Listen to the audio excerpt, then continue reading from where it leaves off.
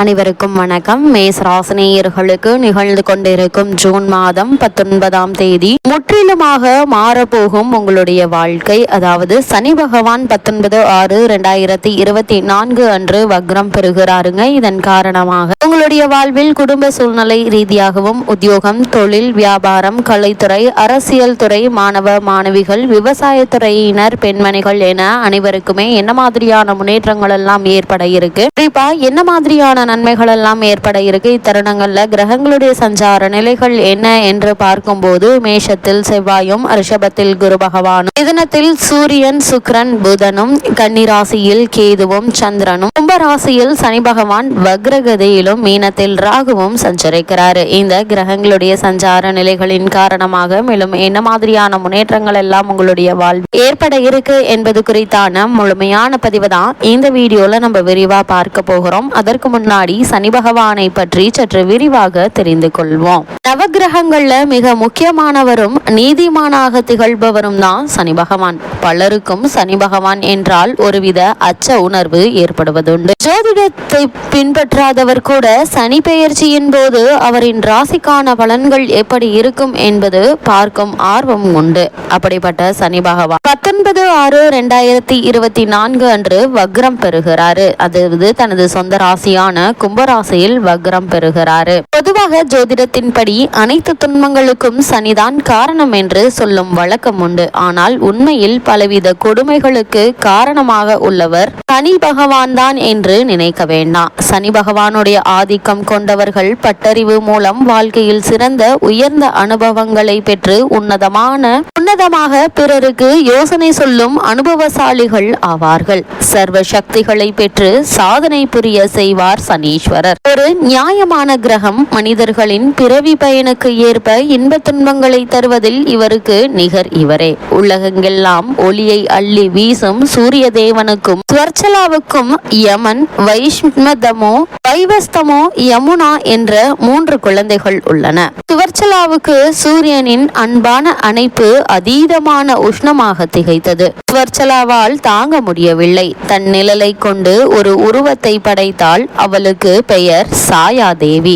தான் தவம் முடித்து வரும் வரை தன் கணவனுக்கும் தன்னிடத்தில் மனைவியாக இருந்து பணிவிடை செய்யும்படி பணிந்துவிட்டு போய்விடுகிறாள். சாயாதேவியும் அப்படியே வாழ்ந்து வருகிறாள். சாயாதேவிக்கு தப்தி அதாவது பத்திரை, சாவர்ணிகா, மனு, சிதர்கர்மா அதாவது சனி பகவான் என்று 3 குழந்தைகள் பிறந்தார்கள். சாயாதேவி தனக்கென்று குழந்தைகள் பிறந்த பின்பு மாற்றாந்தாயை போல் நடந்து கொண்டாள். சூரியனும் யமனும் அவளை மன்னித்து விட்டார்கள். சூரிய தேவன் சுவர்ச்சலா தேவியை தேடி கண்டுபிடித்து தீராத காதலுடன் தழுவினான். சூரியனின் காந்த சக்தியால் சுவர்ச்சலா தேவிக்கு அப்பொழுது பிறந்தவர்கள்தான் அஸ்வினி தேவர்கள். இந்நிலையில் சாயாதேவி தன் குழந்தைகளுடன் தனியே வசித்து வந்தாள். அதிலும் சிறுதர்கமாவை அதாவது சனி பகவானை தவிர மற்றவர்கள் பேரும் புகழும் பெற்றிருந்தார்கள். மேலும் சிறுதர்கமாவின் கண்கள் அதீத வீரியமுள்ளவை. இவர் மீது அவன் பார்வை பட்டாலும் உடனே ஆபத்து விளையும். அதனால் சாயாதேவி அவனை வெளியே விடாமல் தன் பக்கத்திலேயே வைத்து கொண்டிருந்தாள். ஒரு நாள் விண்ணுலகமே கைலையை நோக்கி சென்றது. கைலையில் விநாயக பெருமானுக்கு பிறந்த நாள். எல்லோரும் கைலையில் நடக்கும் விழாவை காண செல்வதால் தானும் அங்கு செல்ல வேண்டும் என்று சனி அடம் பிடித்தான். சாயாதேவி எத்தனையோ சொல்லியும் சனி கேட்கவில்லை. இறுதியில் பிடிவாதம் வென்றது. கைலை மலையின் ஓர் ஓரத்தில் நின்று விழாவை கண்டுகளித்து விட்டு வருமாறு அன்னை ஆலோசனை சொல்லி அனுப்பி வைத்தாள். கைலையில் சிறுதர்கமா அதாவது சனி பகவான் காலடி வைத்ததுமே கைலை மலை ஒரு குலுங்கியது. இதை மலைமகள் பார்வதியும் உணர்ந்தாள்.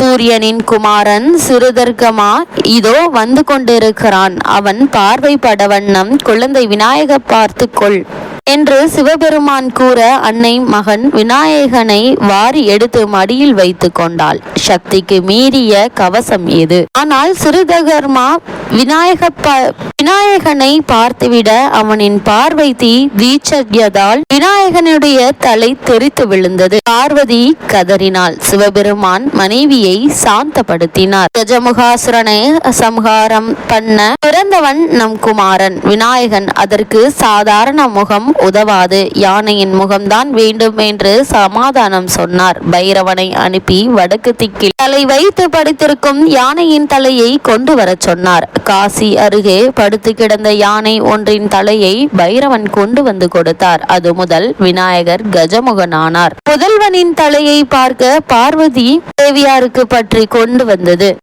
கோபமாக வந்து கைலையில் காலெடுத்து வைத்த உன் பாதம் ஊனமாகட்டும் என்று சபித்தாள். அன்று முதல் விந்தி நடந்தான் சனி பகவான். ஆனால் விந்தி வீடு திரும்பிய சிதர்கமாவை கண்டு சாயாதேவி வெகுண்டாள். பார்வதியின் மகனான விநாயகனின் வயிறு ஓனாய் வயிறாகட்டும் என்று சபித்தாள். விநாயகரின் வயிறு பெருத்தது. அன்று முதல் விநாயகன் லம்போதரன் ஆனார். சனி என்ற சிறுதகர்மா, நீ சிறப்புடைய உனக்கு தவம் ஒன்றே சரியான வழி என்று சாயாதேவி மகனுக்கு ஆலோசனை வழங்கினாள். உடனே சனி தாயினுடைய அனுமதியுடன் காசி சென்று லிங்கம் ஒன்றை பிரதிஷ்டை செய்து கடுமையாக தவம் இருந்தார். சனியினுடைய தவத்தை மெச்சி பரமன் காட்சி கொடுத்தார். சிதர்கமா, தன் தவத்தால் என்னை மிகவும் மகிழ்வித்தாய். இன்று முதல் தேவர்களிலேயே ஈஸ்வர பட்டம் உனக்கு மட்டும்தான். மகேஸ்வரனுக்கு பிறகு ஈஸ்வர பட்டம் சனீஸ்வரனான உனக்கு தான்.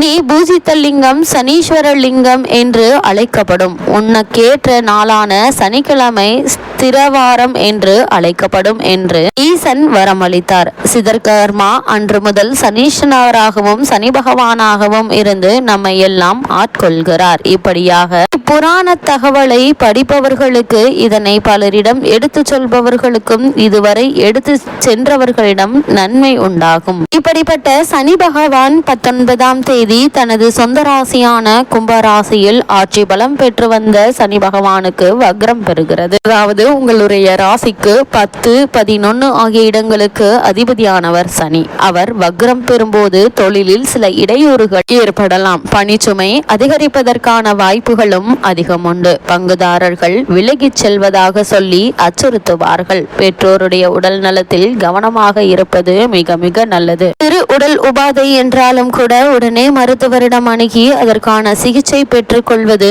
மிகவும் நல்லது. வெளிநாட்டிலிருந்து எதிர்பார்த்த தகவல் தாமதமாக வந்து சேரலாம். எளிதாக முடிய வேண்டிய காரியங்களை கூட போராடி பெற வேண்டிய நிலை உருவாவதற்கான சாத்தியக்கூறுகள் அதிகம் உண்டு. உங்களிடம் கொடுக்கப்பட்ட பொறுப்புகளை மற்றவர்களிடம் கொடுத்ததன் காரணமாக சில பிரச்சனைகளை நீங்கள் சந்திக்க வேண்டிய ஒரு சூழலும் ஏற்பட இருக்கு. இது போன்ற நேரங்களில் சனிக்கிழமை விரதமிருந்து சனி பகவானை வழிபடுவது நல்லது. மற்றவர்களுக்கு பணம் வாங்கி கொடுக்கும் முன்பாக யோசித்து செயல்படுவது மிக மிக அவசியங்க. பொருளாதார பற்றாக்குறையை சமாளிக்க கைமாற்று வாங்கும் சூழ்நிலை ஏற்படும். இது மாதிரியான விஷயங்கள்ல அதிக எச்சரிக்கை கவனம் அவசியங்க. அதே போல மேசராசனையர்கள் இந்த சனி பகவானுடைய வக்ரகதி நிகழக்கூடிய தருணங்கள்ல பொது வாழ்வில் உள்ளவர்களுக்கு எதையும் திட்டமிட்டு செய்ய இயலாது. வியாபாரம் மற்றும் தொழில் செய்பவர்கள் பிறருக்கு பொறுப்பு சொல்வதை தவிர்த்து உங்களுடைய வேலையை நீங்களே செய்வது மிக மிக நல்லதுங்க. அதே போல மேசராசி சேர்ந்த உத்தியோகஸ்தர்களை பொறுத்த வரைக்கும்